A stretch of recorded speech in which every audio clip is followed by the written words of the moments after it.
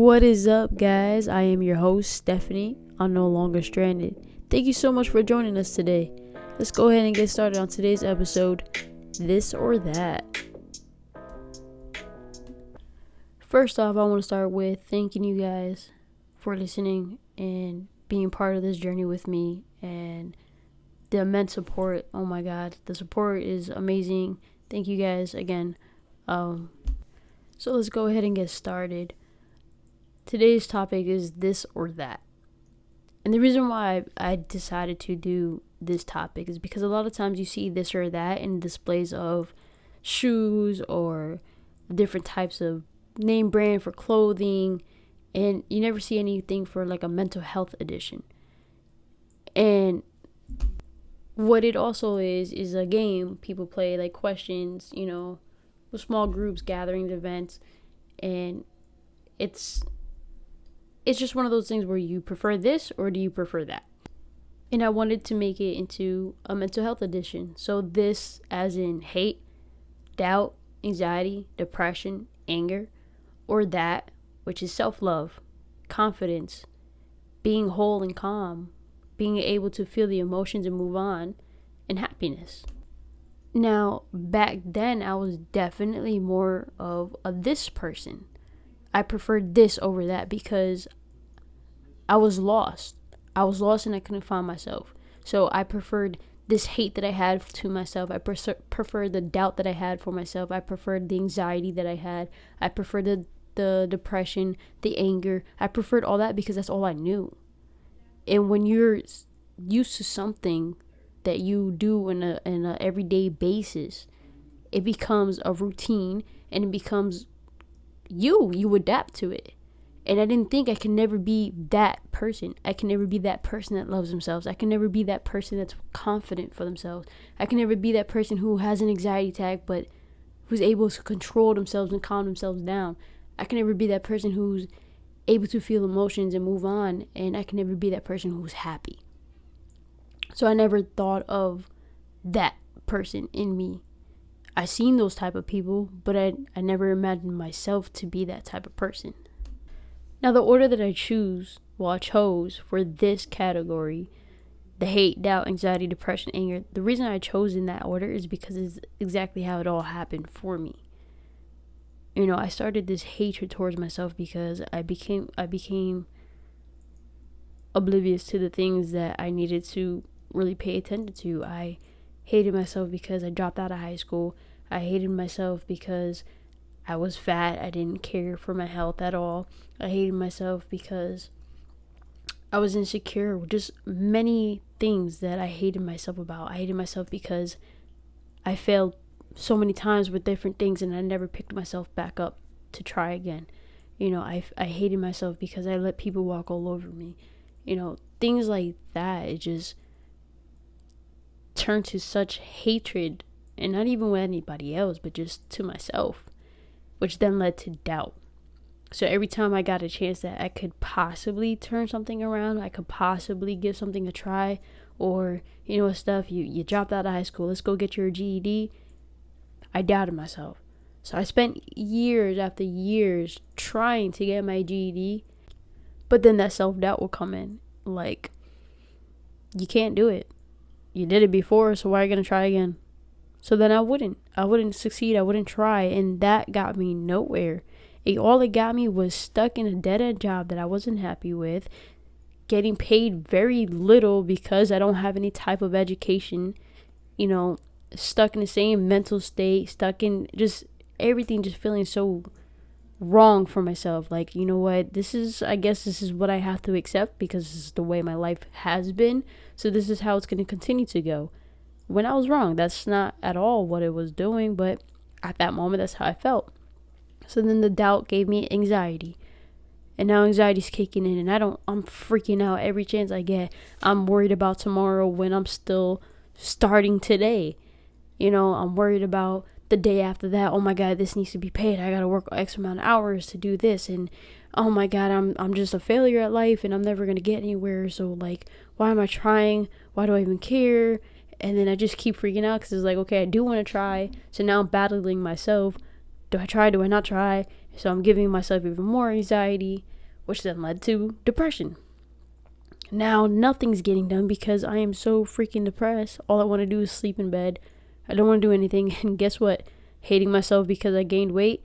I'm getting more weight because I look for food for comfort. And it just put me in a really dark point in my life where I just didn't care, not only for myself, but I didn't care for the people around me. I'd push people away. I'd be angry, and that's where that comes in now, is anger. I'm angry at the world because I hate myself. I'm angry at the world because I blame myself for everything, but now I'm blaming the world too.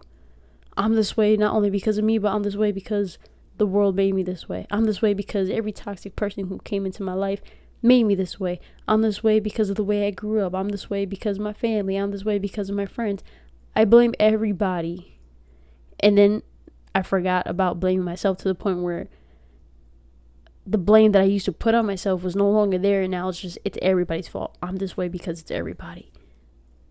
When it was me. It was all my fault. At the end of the day, it's my fault because I allowed all this to happen.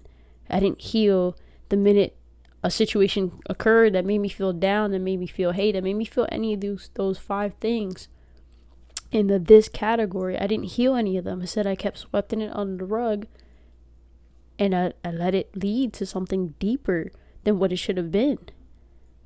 And I kept pointing. You know how they say you point one finger and then you got 3-4 of them pointing back at you. Not 3 or 4, but you have 4 of them pointing back at you. So that leaves me to blame. But because of all the hurt, all the pain, everything that I went through, I put such a wall up with everybody because I blamed everybody. Now, like, I have trust issues with everyone who comes into my life.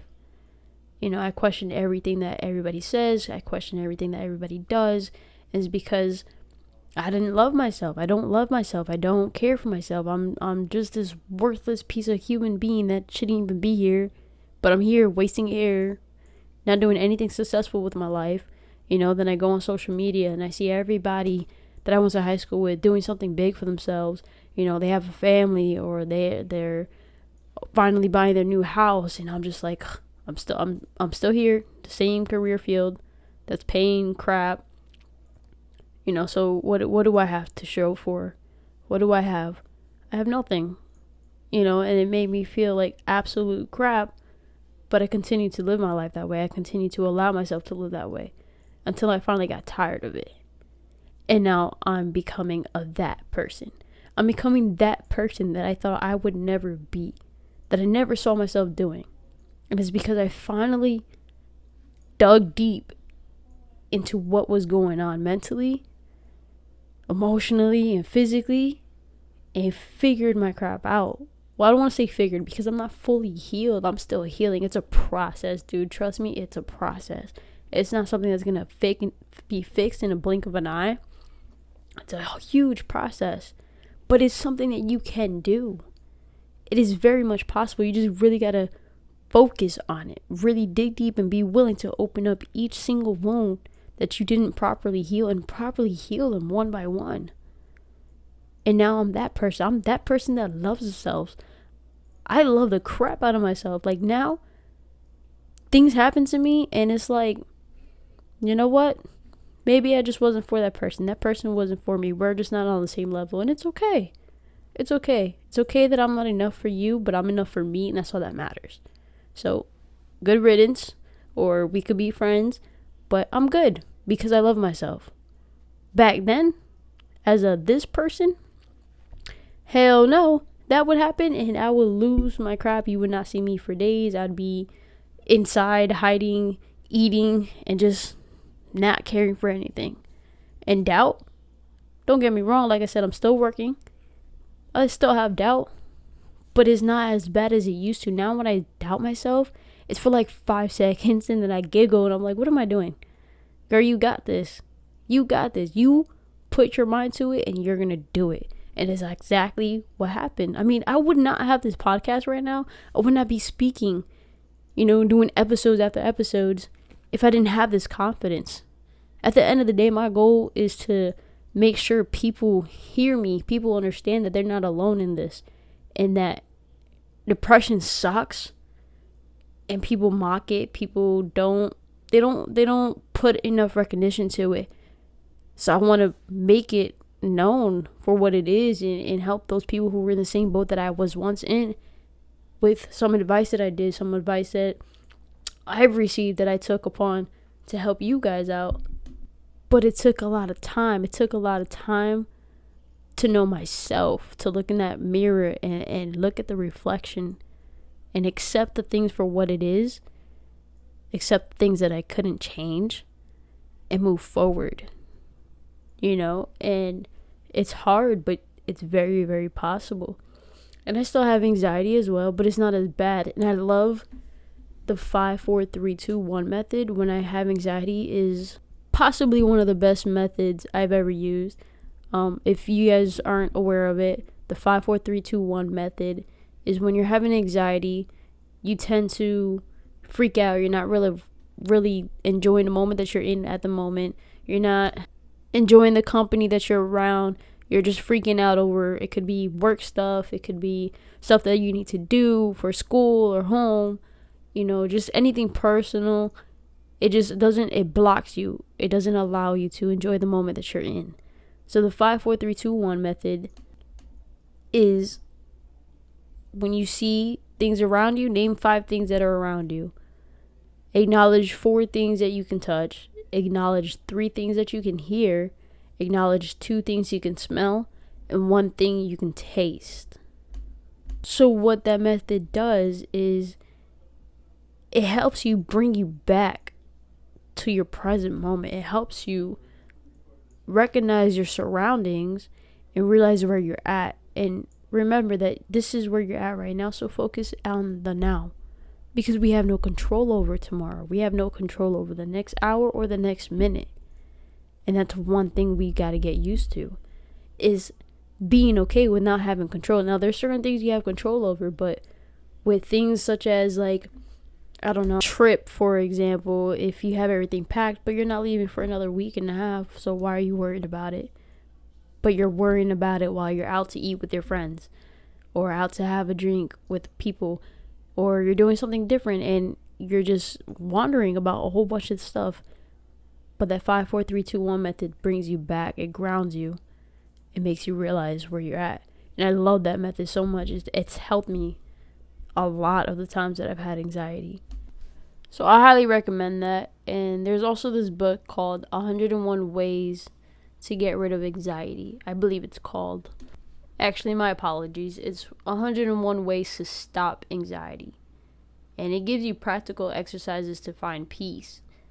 And it helps free yourself from fears, phobias, panic attacks, freakouts.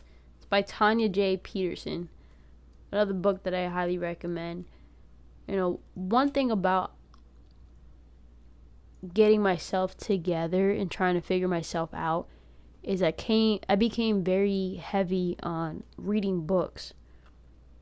The first book that I read was Unfuck Yourself by Gary John Bishop, and honestly that was like a mind-blowing book for me, because he explained so much things that we put our focus on that don't matter, that really don't matter. We stay stuck in this person with the hate, the doubt, anxiety, depression, and anger. We stay stuck in this because we're so worried about other people's opinions on us, or not being up to date with certain things, and comparing. Oh my God, comparing. The fact that we compare ourselves to other people is like, we got to realize we have our own paths. Just because that person got their blessing before you doesn't mean your blessing is not on their way. And I highly recommend this book, and also the Stop Anxiety books. But another thing that I got into was meditation.